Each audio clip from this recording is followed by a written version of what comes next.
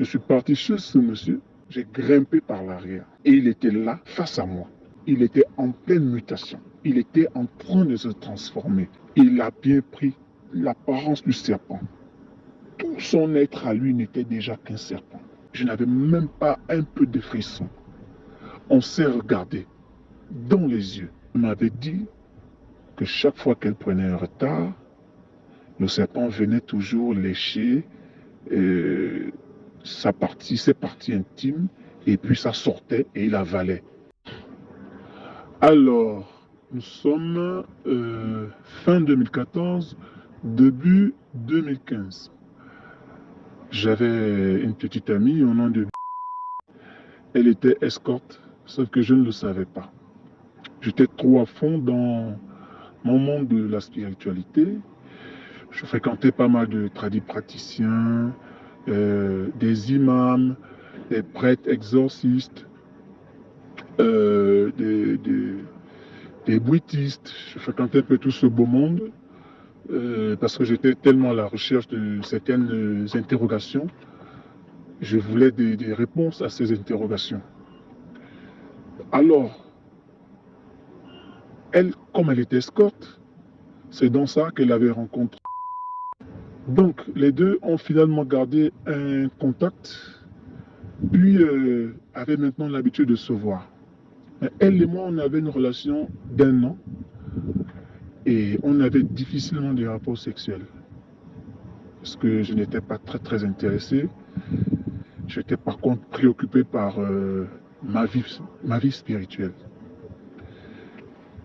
Alors, pendant mon travail spirituel, je vois ma petite amie avec un monsieur habillé et je vois le visage. Mais je ne sais pas qui c'est parce que je n'avais jamais vu ce monsieur. Je ne savais pas qui il était. C'est une grande personnalité dans ce pays. Alors, depuis ce jour, j'ai décidé de ne plus avoir des rapports sexuels avec elle. Et c'est comme ça que je lui ai dit, l'homme que tu fréquentes, cet homme est très dangereux. Et je ne pourrai plus avoir des rapports sexuels avec toi parce que tu as déjà commencé à coucher avec cet homme. Souvent, j'avais juste des flashs sur elle et le monsieur, je ne voyais vraiment rien sur ça.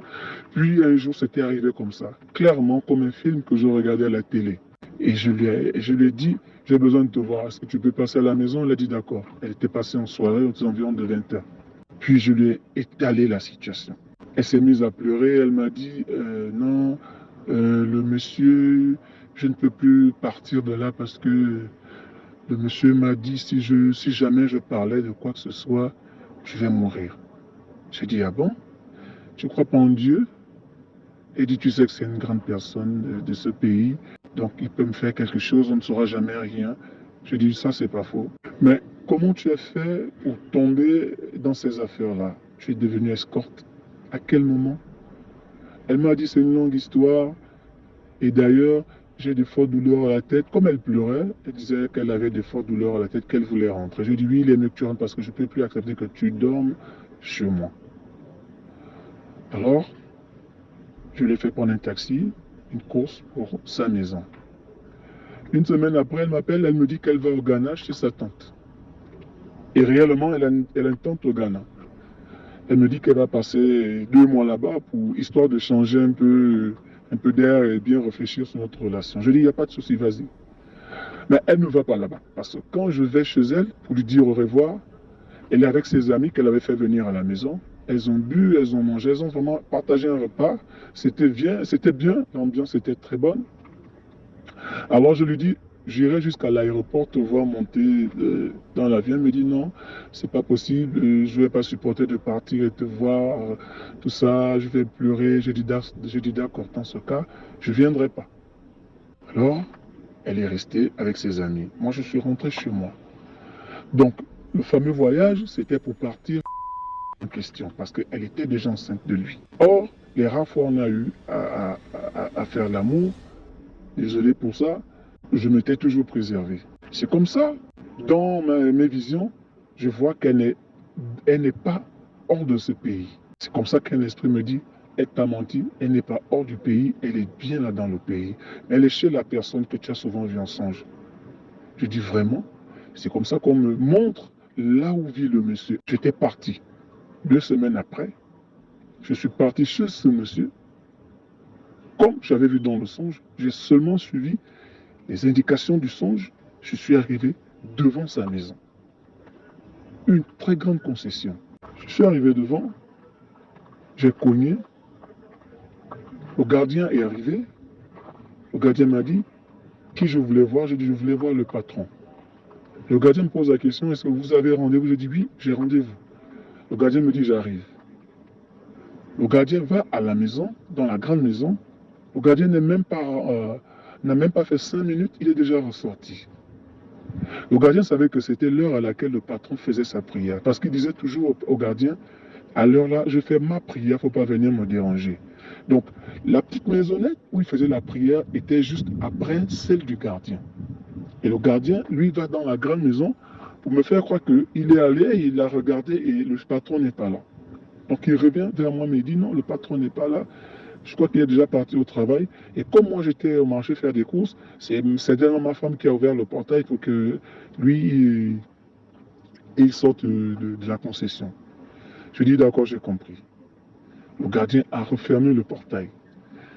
J'ai tourné, j'ai grimpé par l'arrière. Quand je grimpe par l'arrière, j'avais senti des vibrations lorsque j'ai mis mes pieds dans la concession de ce type. Des fortes vibrations. Mon cœur battait tellement que je me suis dit, bon, je connais ma valeur spirituelle, je sais qui je suis spirituellement. Tout ce que je peux voir ou rencontrer dans cette concession ou dans ces maisons ne me fera pas fuir, ne me fera pas peur. J'y vais. J'ai tout de suite ressenti où était ce monsieur, la petite maisonnette après celle du gardien. Alors, lorsque j'y vais, la fenêtre était ouverte, je me suis mis là et il était là, direct face à moi. Il ne pouvait pas parler, il ne pouvait pas se déplacer, il était en pleine mutation. Il était en train de se transformer. Donc tout ce qu'il pouvait faire, c'était seulement me regarder. Il a bien pris l'apparence du serpent. Tout son être à lui n'était déjà qu'un serpent. Du pied à la tête, c'était un serpent. Mais bon, le serpent, c'est les petits mambas, tout ça là. C'était un python. Il était vraiment énorme. Il m'a regardé, je lui ai regardé. Je n'avais pas eu peur, je n'avais pas crié, je n'avais pas fui. Je n'avais même pas un peu de frisson. On s'est regardé dans les yeux. C'est comme ça que l'esprit que moi j'ai en moi m'a dit, regarde le front. Comme au niveau du front, il avait un point jaune. J'ai regardé le front et lorsque j'ai regardé ce point jaune, je l'ai dompté. Donc voilà comment il s'est couché. Il tournait autour de lui, il tournait autour de lui. Après, il est parti. Lorsque je regarde, parce que quand il sort, il était sorti par la porte. Alors moi, je quitte la fenêtre où j'étais pour arriver au niveau de la porte. Il n'était plus là. Je n'ai vu que le bout de la queue, il rentrait dans la grande maison. Voilà comment j'étais ressorti. J'ai grimpé, je suis reparti là où j'avais grimpé. Je suis sorti de là.